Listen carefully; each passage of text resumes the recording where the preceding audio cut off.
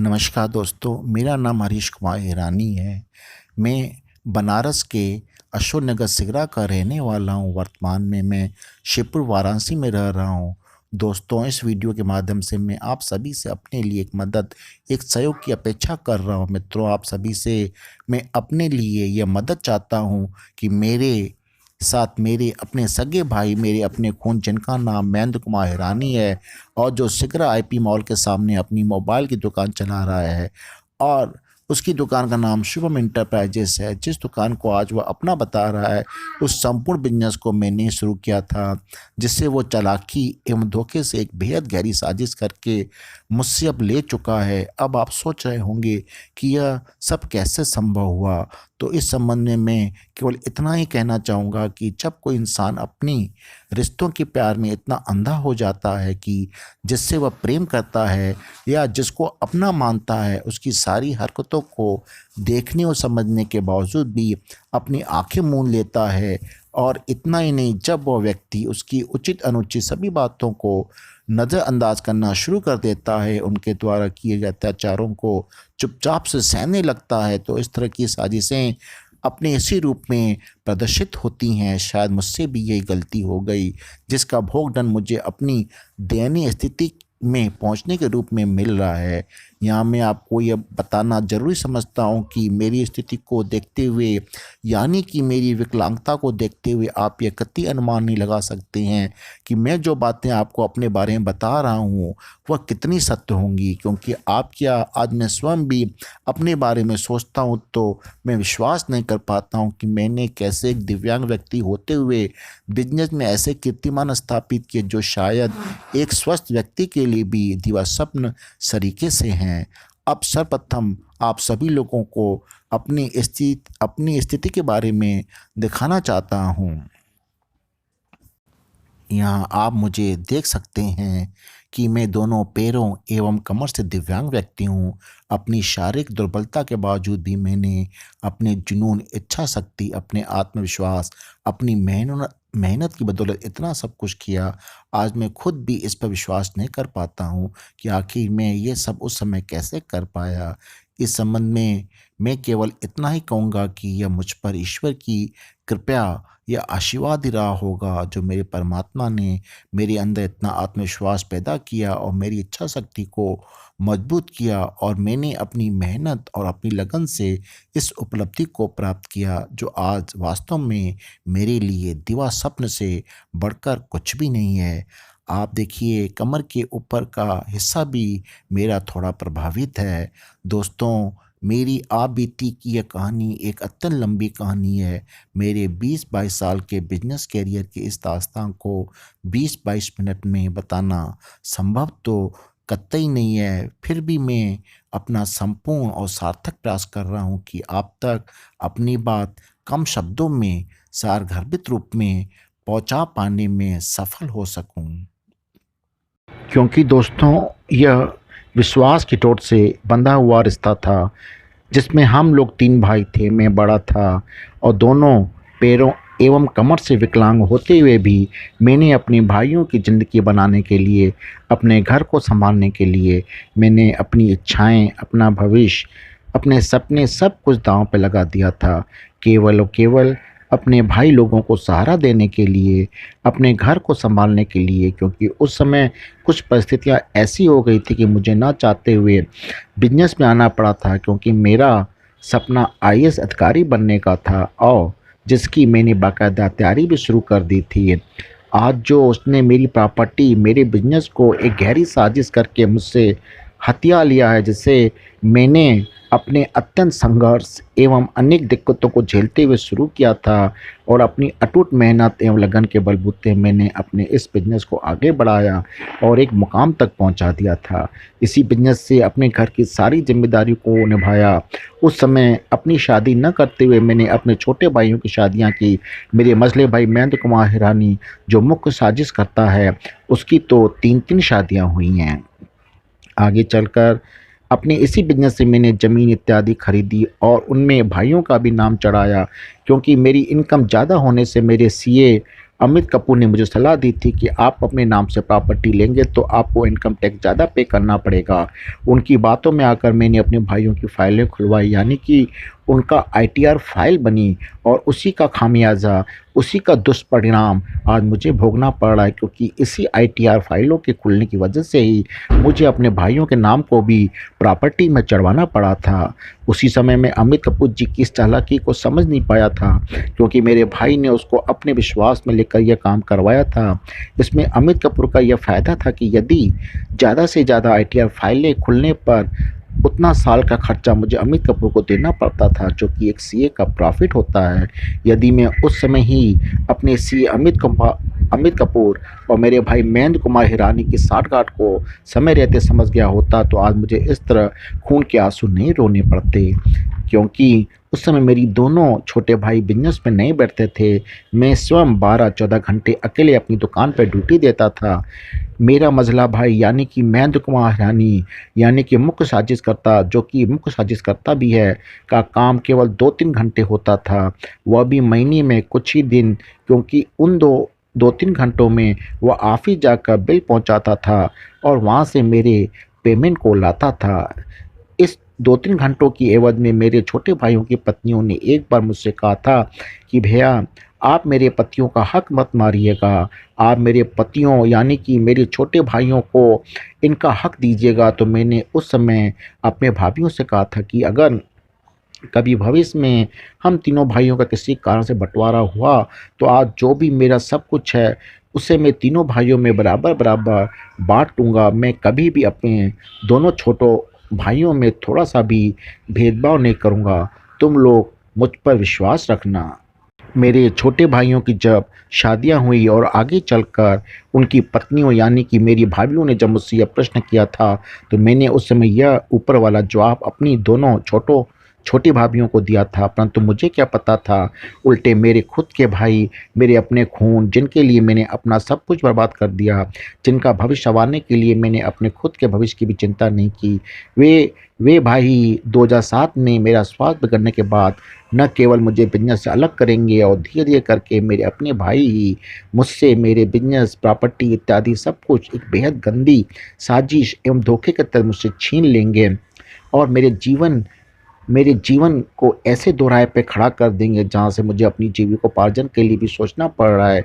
मुझे अपने बच्चे के भविष्य को लेकर रह रख कर ख्याल आने लगते हैं। यहाँ मैं एक बात और बताना चाहता हूँ कि मैंने उस समय अपनी शादी नहीं की थी, क्योंकि मेरा शादी करने का कोई विचार नहीं था। ये तो मेरे भाई ने मेरे ऊपर जुल्म ज़बरदस्ती बढ़ा दिए थे, और मेरी माँ के कहने पर मैंने अभी 5 साल पहले ही अपनी शादी की है। इस बात का भी मेरे इसी भाई महेंद्र कुमार रानी को बेहद बुरा लगा है। अपने बच्चे के भविष्य के बारे में सोच कर मेरी आत्मा दुखी हो जाती है। मेरे नेत्रों से अश्रुओं की धारा बहने लगती है, क्योंकि मुझे बार बार ये चिंता सताने लगती है कि एक तो मैं विकलांग हूँ, ऊपर से मेरी उम्र हो गई है, तीसरे मेरे को 3-4 बीमारियां हैं, चौथा मेरे पास पैसे भी नहीं हैं, जो मेरी प्रॉपर्टी थी उसे भी मेरे इन भाइयों ने हथिया लिया है। तो आखिर अब मैं कैसे अपने घर गृहस्थी को चला पाऊंगा, और विशेषतः मैं कैसे अपने बच्चे के भविष्य को सुरक्षित कर पाऊंगा। आखिर मेरे 3 साल के मासूम बच्चे का क्या दोष है? मेरा बच्चा बनकर वो संसार में आया है, क्या यही मेरे बच्चे का सबसे बड़ा कसूर है? कहाँ आज जब मैं अपने इस बच्चे के भविष्य को लेकर इतना चिंतित हूँ, कहाँ उस समय मेरे दोनों भाइयों की धूमधाम से शादियाँ हुई, उनके बच्चे हुए, उनके सारे बच्चों का लालन पोषण, पढ़ाई लिखाई सब कुछ मेरे स्वयं के कमाए गए पैसों से ही संभव हो सका था। इतना ही नहीं, मेरे भाई ने 3-3 शादियां की हैं। तत्पश्चात तीनों शादियों के संबंध विच्छेद हुए। इसमें तमाम कानूनी खर्चे हुए। मेरे इसी मझले भाई की एक बीवी की आग लगने से मृत्यु हुई, जिसकी वजह से हम लोगों को काफ़ी कानूनी खर्चे करने पड़े और तमाम तरह के झंझटों, परेशानियों को झेलना पड़ा था। इसके साथ मेरे इसके साथ साथ मेरे इसी भाई ने एक भोजपुरी पिक्चर के प्रोडक्शन में भी 15 लाख रुपए लगाए थे, जहां मेरे पैसे तो बर्बाद हुए ही, साथ ही साथ तमाम कानूनी कार्रवाई से गुजरना पड़ा, और हमारे परिवार को कई तरह की जिल्लतों और मानसिक परेशानियों को भी झेलना पड़ा था, क्योंकि उन भोजपुरी पिक्चर वालों का ऐसा नेटवर्क था, एक ऐसा गैंग था कि जहां से हम लोग बच के निकल गए, आज हम लोग सही सलामत सामने बच्चे हैं तो यह भी ईश्वर की हम लोगों पर बहुत बड़ी कृपा है। मेरे छोटे भाई की हरकतों की इतनी लंबी दास्तां है जिसे बताते-बताते एक पूरी दुनिया समाप्त हो जाएगी और मैं आपको अपनी तारीफ़ या अपने गुणगान के लिए भी ये सारी बातें नहीं बता रहा हूँ, क्योंकि आज मेरे भाई ने संबंधों और रिश्तों को तार-तार करते हुए, विश्वास और प्रेम को चकनाचूर करते हुए, मानवता की सारी मर्यादा को लांघते हुए मेरे 20 साल की कड़ी मेहनत से बनाई गई मेरी संपत्ति को मुझसे गहरी साजिश करके एक रजिस्टर्ड दान विलेख के माध्यम से हड़प लिया है, जिसकी वजह से आज मेरे सामने गंभीर आर्थिक संकट की स्थिति उत्पन्न हो गई है और मेरे अंदर काफ़ी नकारात्मक विचार आने आते रहते हैं, जिससे जाने अनजाने में कोई ऐसी गलती न कर जाऊं जिससे मेरे परिवार वालों की स्थिति और भी नरक तुलना हो जाए। मेरा इतना सब कुछ हड़प लेने के बावजूद भी मेरे इस जालिम भाई मयंक कुमार हिरानी को संतोष नहीं हुआ। उल्टे आज मेरा यही भाई मुझ पर कई आरोप लगाकर मुझको बदनाम भी कर रहा है। शायद उल्टा चोर कोतवाल को डांटे इसी को कहा जाता है। जैसा कि मैंने आपको पहले ही बताया कि यह 20 साल की लंबी दास्तां है, क्योंकि यह घरेलू कहानी है।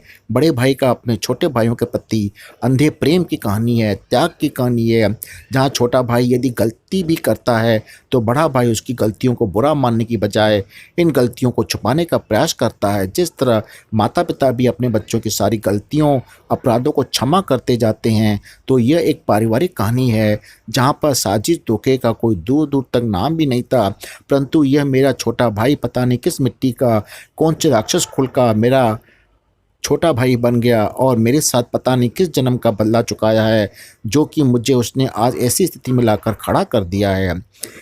इसमें जितनी गलती मेरे छोटे भाई महेंद्र कुमार हिरानी की है, उससे ज़्यादा गलती मेरी अपनी खुद की भी है, क्योंकि मैं उनके प्यार में, अपने भाइयों के प्रेम में इतना अंधा हो गया था कि मैं उनकी सारी हरकतों को दरकिनार करता गया। मुझे बताते हुए बड़ी शर्मिंदगी महसूस होती है कि वह मेरा छोटा भाई होते हुए भी मुझे कई तरह से धमकाना, कई तरह की गालियाँ, माँ बहन की गाली तक देता रहता था और लंगड़ा-लंगड़ा यह तो उसकी ज़ुबान पर हमेशा रटा रहता था। इतना सब कुछ होने के बावजूद भी मैं इसका विरोध करने के बजाय चुपचाप से सहता गया।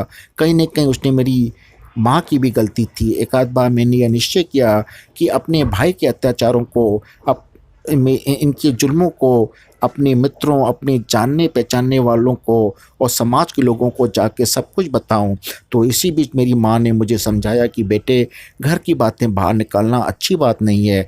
तुम्हारा छोटा भाई तो नादान है, पर आप इस तरह की कोई गलती मत करो। इस प्रकार माँ के बार-बार समझाने पे मैं अपने कदम रोक लेता था, यानी कि पीछे कर लेता था। परंतु मैं स्वप्न में भी इसकी थोड़ी भी कल्पना नहीं कर सकता था कि मेरा छोटा भाई होते हुए भी मेरे उन लोगों के ऊपर इतने एहसानों को दरकिनार करते हुए वे दोनों इस तरह की गंदी साजिश मेरे साथ करेंगे, इसका मुझे रत्ती भर भी कोई एहसास नहीं था कि मेरे जमे जमाए बिजनेस को वे अपने कब्जे में कर लेंगे और मुझसे सारी प्रॉपर्टी इस तरह धोखे से दान लिखवा लेंगे। कम से कम मेरे इस भाई महेंद्र को इतना तो सोचना चाहिए कि मैं उनका बड़ा भाई हूँ। इसके साथ ही साथ मैं एक विकलांग भी हूँ और मेरी उम्र भी हो चुकी है और मैं कोई काम करने की स्थिति में भी नहीं हूँ, तो कम से कम मेरा हक तो मुझे दे दे। यह तो अभी मैंने अपनी जवानी में मेहनत करके अपनी प्रॉपर्टी से बनाया हुआ है। अभी तो मैं अपनी कमाई हुई प्रॉपर्टी में से अपना हक मांग रहा हूँ। उन दोनों भाइयों से कोई एहसान या भीख नहीं मांग रहा हूँ। मैं तो कहता हूँ यदि मैंने नहीं भी कमाया होता तो भी एक इंसानियत के नाते, एक बड़े भाई के रिश्ते के नाते भी वह मुझे इतनी जमा पूंजी दे देता ताकि मैं उसे बैंक में रखकर उसके ब्याज आदि से अपने घर खर्च की व्यवस्था कर सकता, जब तक कि मेरा बेटा अपनी पढ़ाई पूरी करके बड़ा ना हो जाता। अपनी संपूर्ण आपबीती की हर एक बात को बताना कतई संभव नहीं है, क्योंकि वीडियो की एक मर्यादा होती है। अंत में मैं आप सभी लोगों से यह कहना चाहता हूँ कि आज मैं अपने भाइयों की वजह से जिस स्थिति में पहुँच चुका हूँ, उन लोगों की वजह उन लोगों की वजह से आज मेरी ऐसी दशा हो चुकी है कि मुझे अपना और अपने परिवार का पेट भरने के लिए भी आज मुझे सोचना पड़ रहा है। सवेरे उठते ही मुझे चिंता सताने लगती है कि आगे मेरा और मेरे परिवार का क्या होगा। अभी तो मेरा छोटा 3 साल का बच्चा है, उसका पूरा भविष्य मेरे सामने खड़ा है। अभी तो वो स्कूल भी नहीं जा रहा है। अब मैं इस विकलांगता के होते हुए कैसे कर पाऊँगा? क्योंकि जो कुछ मैंने किया, अपनी जवानी में किया, आज सब चीज़ें बदल चुकी हैं। मेरे पास वह शक्ति, वह ताकत नहीं रह गई है और मेरा चलना-फिरना ही मुश्किल हो गया है, तो काम करना तो बहुत दूर की बात है।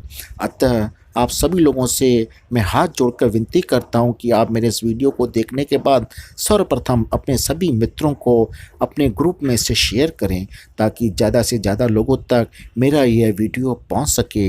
मेरी यह दर्द भरी कहानी माननीय प्रधानमंत्री तक, माननीय मुख्यमंत्री योगी तक, हमारी न्यायपालिका तथा मानवाधिकार तक मेरी आवाज़ पहुँच सके, ताकि मुझे जल्द से जल्द न्याय मिल सके। भला एक विकलांग आदमी दान लेता है कि देता है? यदि वह देता भी है तो अपनी पत्नी और बच्चों को छोड़कर क्या वह अपने भाई को देगा? वह भी उस भाई को जो उसके साथ 2007 से 2016 तक अत्याचार करता आ रहा है और जिसके पास आज 5 दुकानें हैं, जहाँ से वो अच्छी खासी इनकम भी कर रहा है। उसमें से 2 दुकानें तो मेरे द्वारा बनाई हुई हैं और उसके साथ-साथ वो आज मेरे द्वारा बनाई हुई प्रॉपर्टी को ले चुका है। यह सब मैंने अपने समय में पता नहीं कैसे किया, मैं खुद इसका गुनहगार भी हूँ। मैंने अपने भाई पे इतना विश्वास क्यों किया? आज मैं इस बात को लेकर पछताता हूँ। तो दोस्तों, अब मेरा निर्णय, मेरा न्याय आप सभी लोगों के हाथों में है। मैंने कोर्ट में अपने भाइयों के खिलाफ केस तो किया हुआ है, परंतु इसमें कितना समय लगेगा और न्याय मिलेगा कि नहीं मिलेगा, सब कुछ भविष्य पर निर्भर है। क्योंकि यह विश्वास की डोर से बंधा हुआ रिश्ता था, जिसमें मेरे भाई ने बड़ी चालाकी एवं गहरी साजिश से मुझसे एक रजिस्टर्ड दान विलेख से ये दान विलेख से दान करवाया हुआ है। इसलिए मुझे न्याय मिलने की काफ़ी कम उम्मीद लग रही है और मिलेगी भी तो कितना समय लगेगा, यह कोई निश्चित नहीं है। तब तक तो मेरे सामने गंभीर आर्थिक समस्याएं उत्पन्न हो जाएंगी। आज मेरे पास पैसे ख़त्म होते जा रहे हैं, तो मैं अपना हक मांग रहा हूँ। यहाँ मेरे पास कपड़े की छोटी दुकान है, जिससे मैं 5,000 रुपये कमा रहा हूँ और मेरे घर खर्च 15,000 के आसपास हैं, तो बाकी की व्यवस्था मैं कैसे करूँगा? जब ये मुझे मेरा हक दे देगा, तो मैं कम से कम अपने घर की खर्च की ज़िम्मेदारी तो उठा सकूँगा। यदि आप सभी लोग मेरे भाई को पहचानते हैं, जानते हैं, तो जब उनकी दुकान पे जाना हो तो आप लोग उस पर दबाव बनाइए कि आखिर उसने मेरे साथ ऐसा क्यों किया है? आज वह दुकान पर दुकान खोलता जा रहा है, उसे मेरा हक देने में भी दिक्कत हो रही है। उल्टे वह बता रहा है कि मुझे तो अपनी पार्टियों को पेमेंट देने के लिए भी पैसा नहीं है। तो इतना शातिर किस्म का इंसान है, बहाने बनाना, झूठ बोलना, नौटंकी करने में ये मेरा भाई एक नंबर का माहिर आदमी है। यह भाई महेंद्र कुमार ईरानी इतना माहिर है कि वह अच्छे-अच्छों को चकमा दे देता है, तो मैं किस खेत की मूली था। तो दोस्तों, यदि आप मेरे को भी जानते हैं तो आप मुझे अच्छी तरह जानते होंगे कि मेरा स्वभाव क्या है।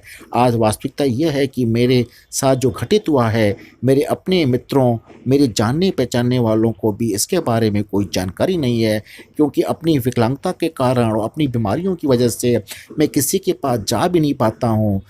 और मैं जब जा ही नहीं पाता हूँ तो मैं बताऊँगा क्या? और मेरा भाई सबको जाकर और दुकान पर जो मेरे जानने पहचानने वाले आते हैं, सबको बताता है कि मैंने अपने बड़े भाई को वृंदावन भेज दिया है, उसकी शादी करा दी है, उसको फ्लैट लेकर दिया है, उसके नाम से एफडी करवा दी है। अब वह कुछ काम-धाम नहीं करते हैं, सिर्फ़ भजन कीर्तन करते हैं, उनका जीवन सुख में बीत रहा है, इत्यादि, इत्यादि। ये बातें मेरी दुकान पे आने वाले मेरे पुराने परिचित लोगों को वो बताता रहता है।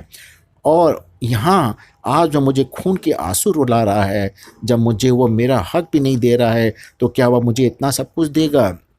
यह तो बस मेरे जानने वालों को इस तरह की बातें बताकर अपनी करतूतों को छुपाने का और अपनी तारीफ़ एवं प्रशंसा पाने का ढोंग मात्र कर रहा है। दोस्तों, मैं पूरी उम्मीद करता हूँ कि आप ज़्यादा से ज़्यादा मेरे इस वीडियो को शेयर करेंगे, ताकि ये मेरी बात, मेरी ये तकलीफ़, मेरा ये दर्द किसी तरह मानवाधिकार आयोग तक, माननीय न्यायालय तक, माननीय प्रधानमंत्री और माननीय मुख्यमंत्री योगी तक पहुँच सके, जिससे कि मुझे जल्द से जल्द न्याय मिल सके। दोस्तों, इसके लिए मैं आपका तहे दिल से शुक्रगुज़ार रहूँगा। मैं आप सभी का आभारी रहूँगा और आप सभी लोगों के लिए ईश्वर से प्रार्थना करता रहूँगा कि जिस तरह मेरे जीवन में यदि खुशियाँ लौटती हैं, तो आपका जीवन भी खुशियों से सदा भरा रहे। धन्यवाद।